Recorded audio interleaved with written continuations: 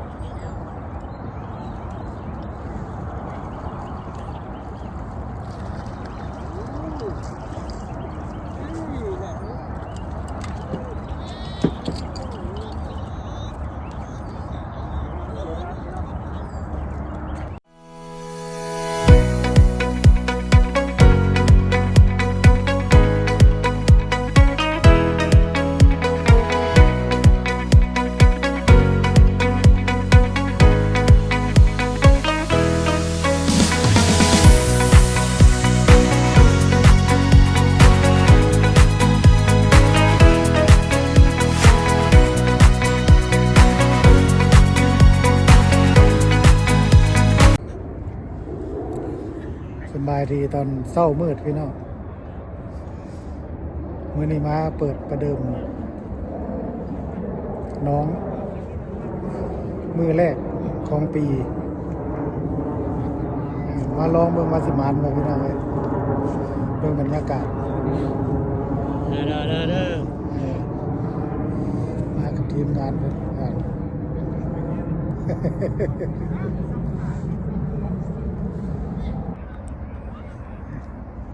บรรยากาศรอบๆพุ่นน่ะ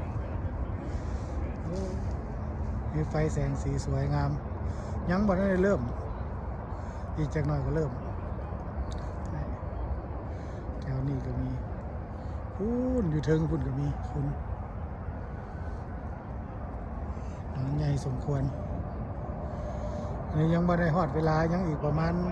10 กว่านาทีนี่แหละก็สิได้เริ่มแล้วถ้าไปรุ่นกันว่าสิมานบ่มื้อนี้เปิดประเดิมมือแรกของปีครั้งแรกครั้งทำอิฐมันมือนี่แหละถ้าไปรุ่นกันพี่น้องใกล้แล้วพี่น้องอีกประมาณ3 นาทีเริ่มเป็นเล็ก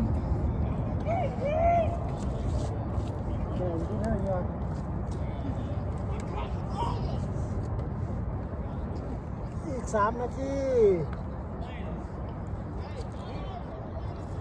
ยังมืดอยู่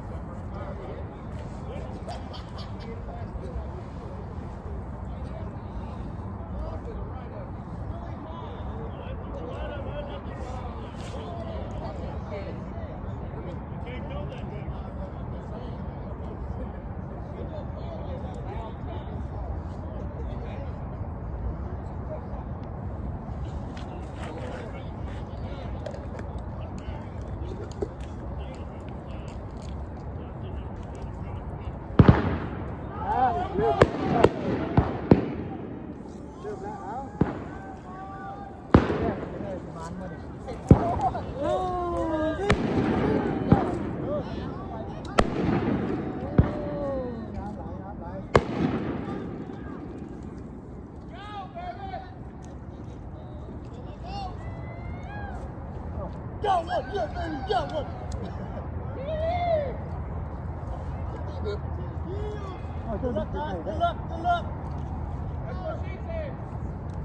ไอ้ยังไม่ผิดเดี๋ยวพัดหยอก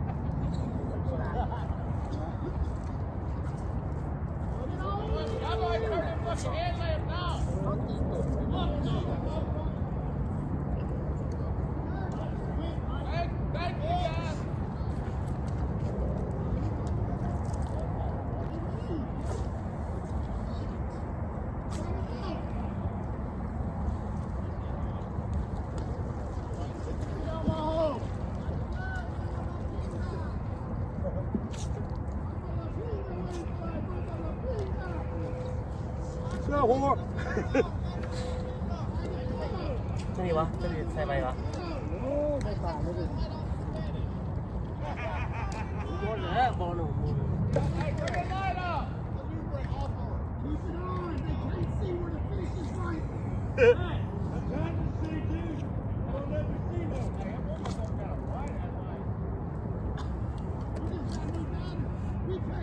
ยั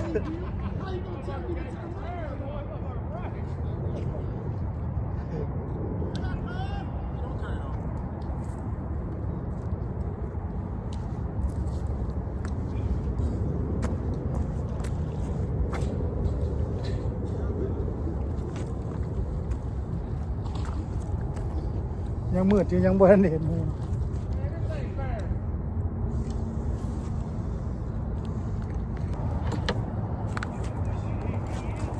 มาแล้วพี่น้องไม่ได้ทายตอนดึงโอ้ยใหญ่โอ้ยว่าใหญ่ของแท้ของแท้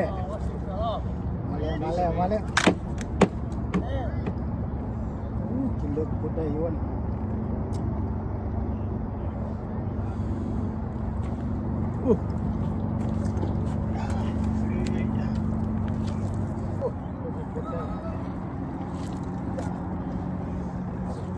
ของแท้ของแท้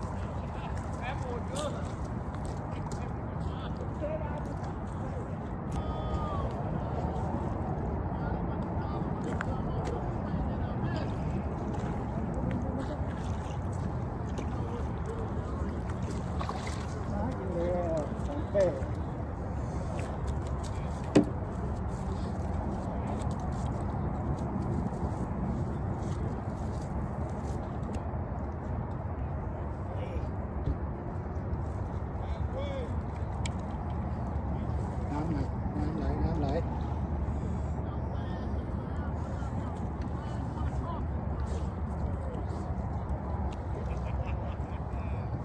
ไปดึงอยู่ฟังกันเซยเอาอยู่บ้านนี่ฟังก็ได้เนี่ยว่าคือจันเซยบ่เสยได้เลย บ่เถอะบ่เคยผม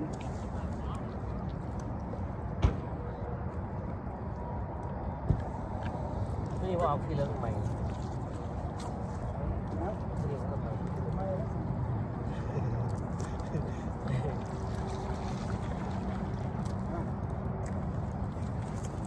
ทีมงานเขากระหมานี่หรือเปล่า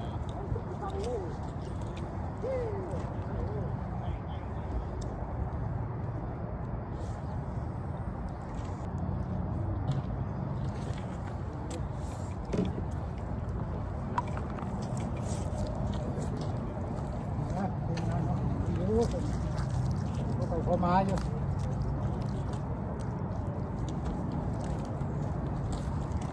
พอได้ปิ้งได้ปนได้เตียวอยู่น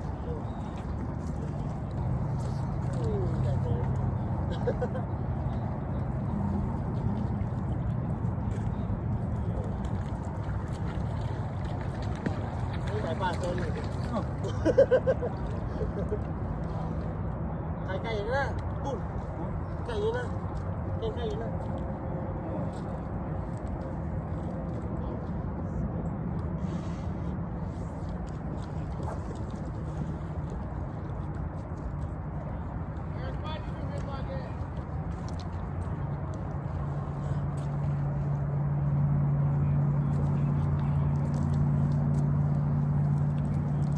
สวยงามเลย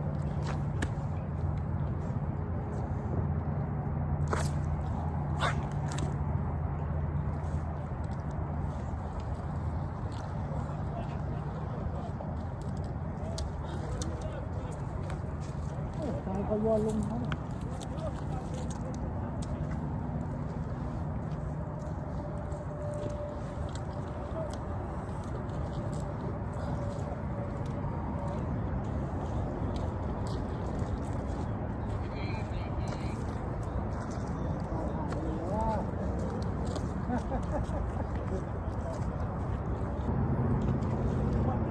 จัดสวยเอาอย่าง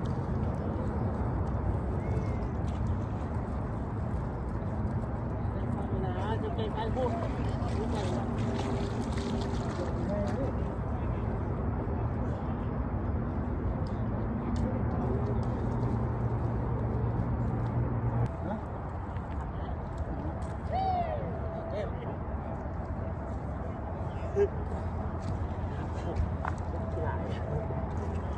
อีกของเขา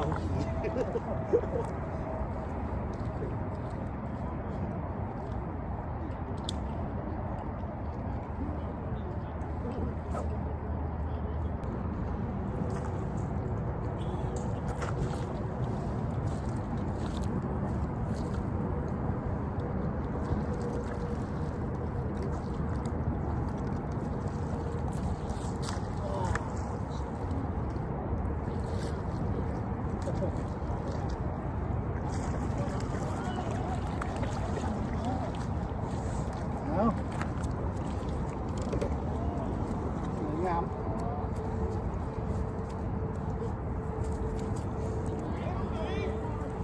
นิ่งๆสวยงาม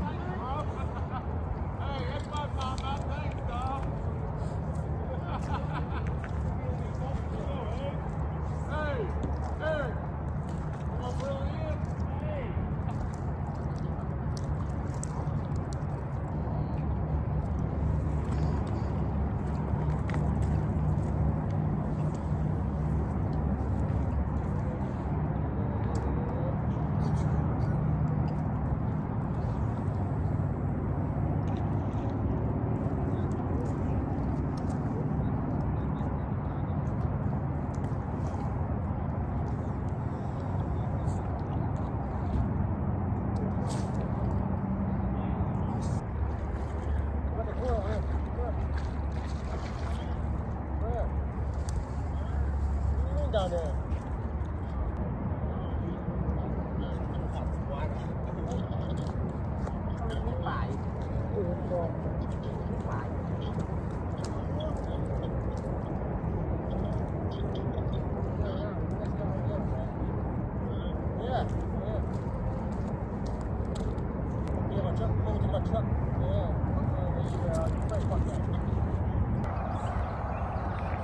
แจ้งแล้วพี่น้องเลย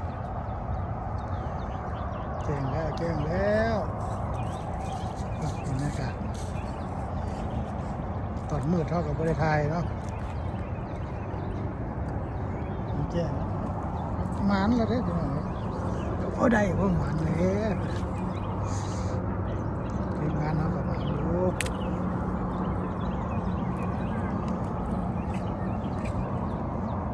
ตอนมืดๆเราบริไทยแล้วผมไปเห็นพวกนี้เนาะ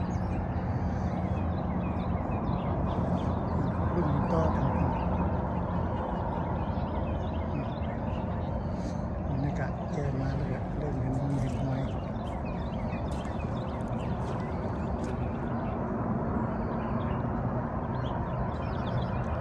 มีคนได้อีกแล้วแสงสีทองเริ่มขึ้นมา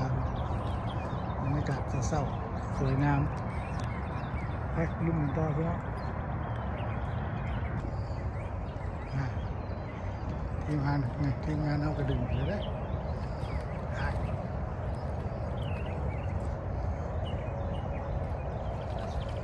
สวยงามขึ้นมาโซ่ดูโอ้ตัวใหญ่เลย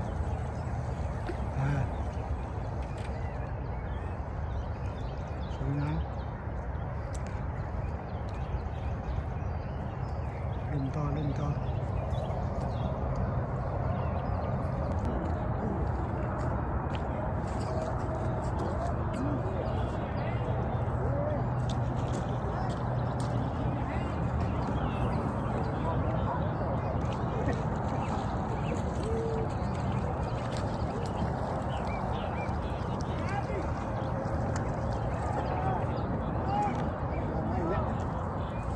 สวยงามพี่น้องเลยตึก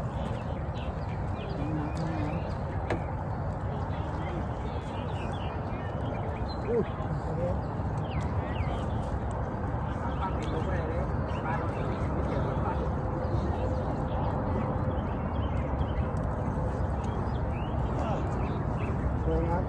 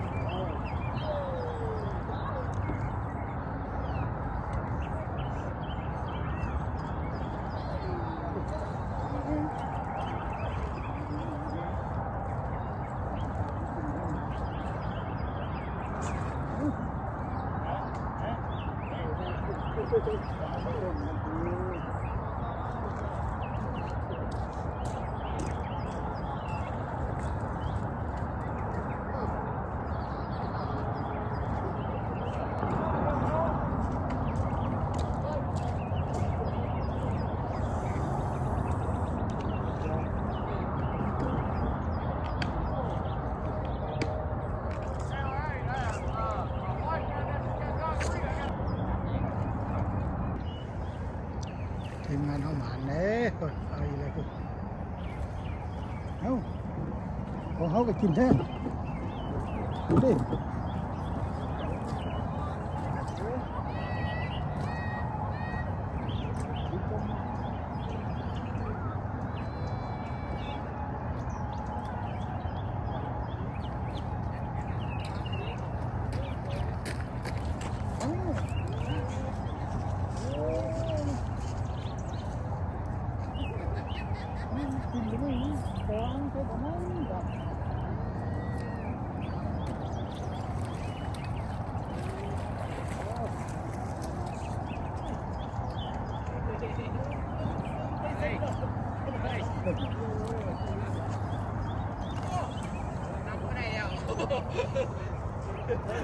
จะทำอะไรจะโกงแล้วมันนับไม่ได้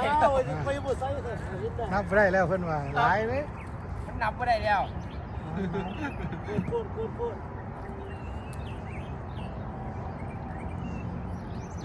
น้ำเหรอ น้ำสักโน้ต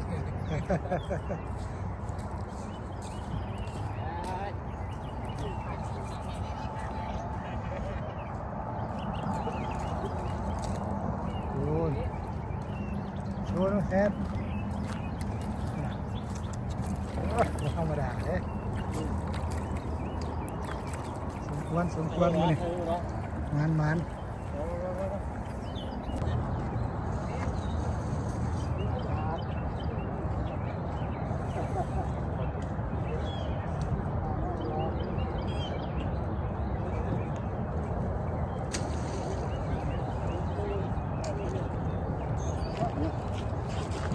เดี๋ยวเรือมันเนี่ยจะแค่นะขาด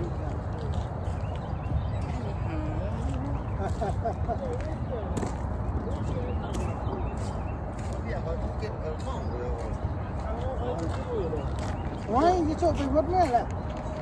เอากลับมาละ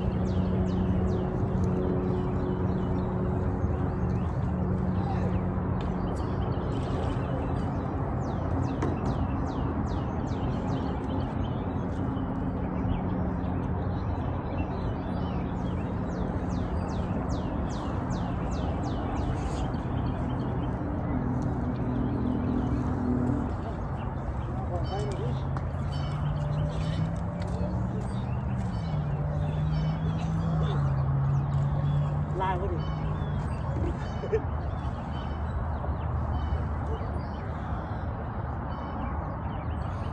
ว่าเมาหรอเมาหรอวะเมาหรอวะ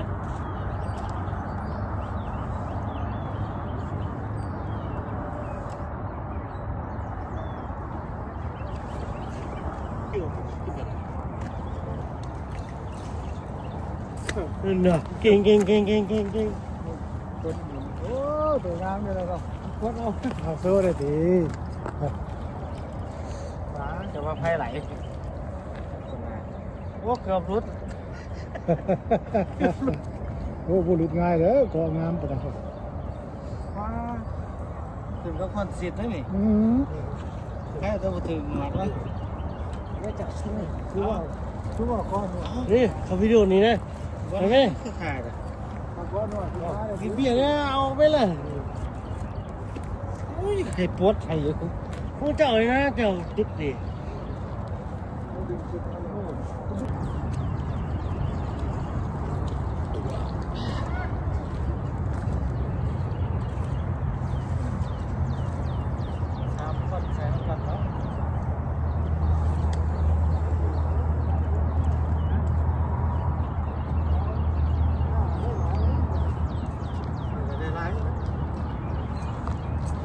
กองจนมั่วเนาะ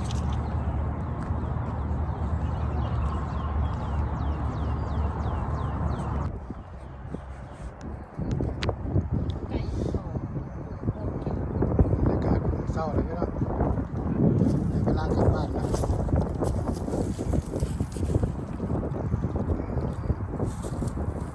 แจ้งมาแล้วกันคนก็ทยอยกลับนี่สรุปผลงานเขาสรุปผลงานเขาก็ได้อยู่นี่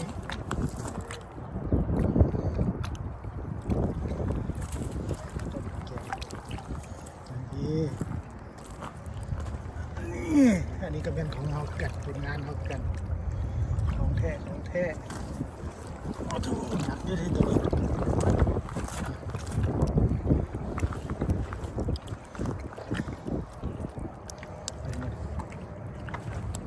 ได้ไหมได้เลยเนี่ยประมาณ30-40ได้เต็ม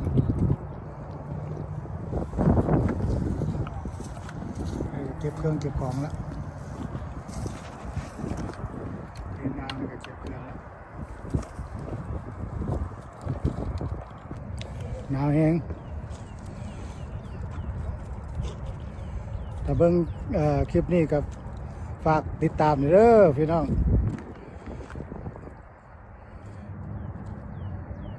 พบกันใหม่พุ่นละในโอกาสหน้าสำหรับมื้อนี้ก็ขอกล่าวคำว่าสบายดี